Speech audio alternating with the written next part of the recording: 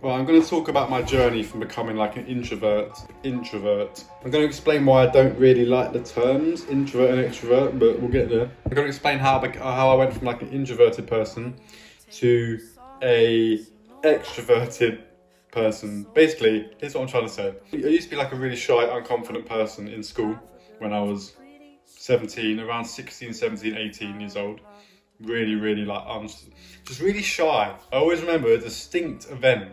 It's funny how some things stick in your mind and other things don't, right? I was playing table tennis, right, at school, and I was in a group of friends, right, and I was just in the corner, just not speaking.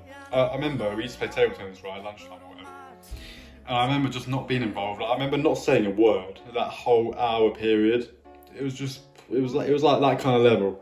Not because I didn't want to say anything, but because I just didn't know. Because I was just shy, bro. Like, just put it like that. And now I'm at a level where I'm quite confident. I can speak to new people very easily, and I'm just worlds apart from that person I used to be. So some of you might be relating to this. Maybe you're relating to the part where you're shy and you're unconfident, but you don't really want to be. Because I was like that. Or maybe you can relate to the fact that you've improved and you've now become more confident. The reason I don't like introverted and extroverted is because I'm both, right? I can be both. If I want to be extroverted, I can turn it on like that. I'm extroverted. If I want to be introverted, I can turn it on.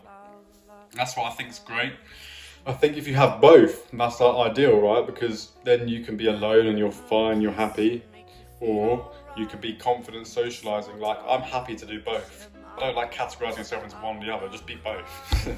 Just work towards being both, in my opinion. I'm going to talk about a little bit about my journey. I haven't got distinct memories of every single part of how I improved, right?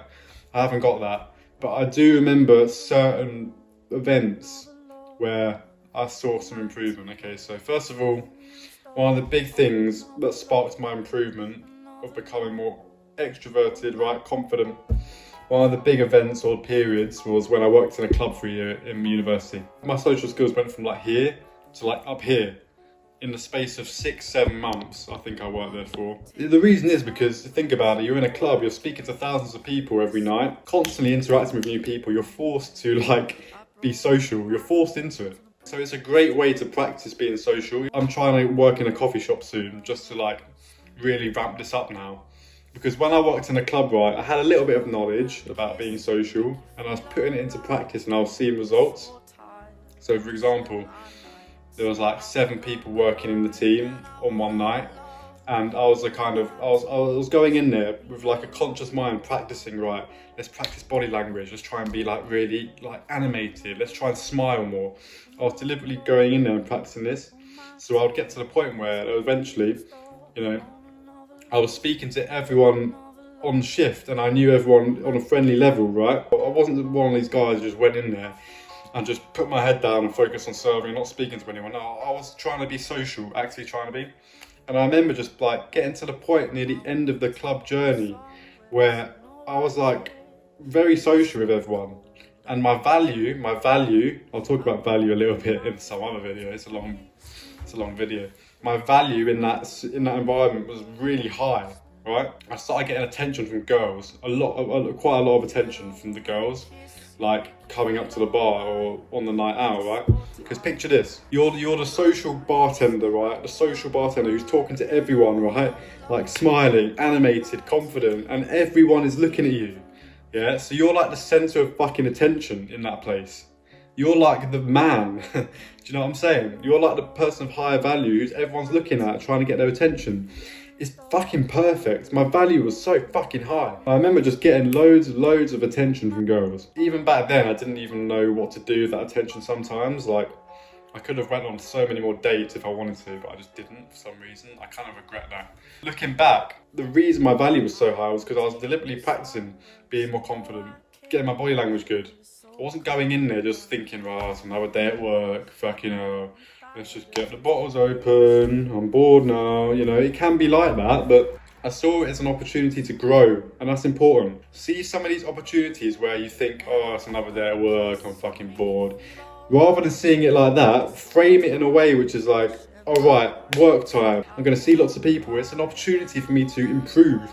See it as an opportunity to improve whatever you want. Like, it doesn't have to be social skills, it can be fucking whatever, bro. Use it as an opportunity to improve rather than just going in there like kind of nonchalant, you know. That's a big point. Use everything as an opportunity to improve in some way, even if it's the most boring thing ever. Here's a good point. I remember my work experience back in secondary school.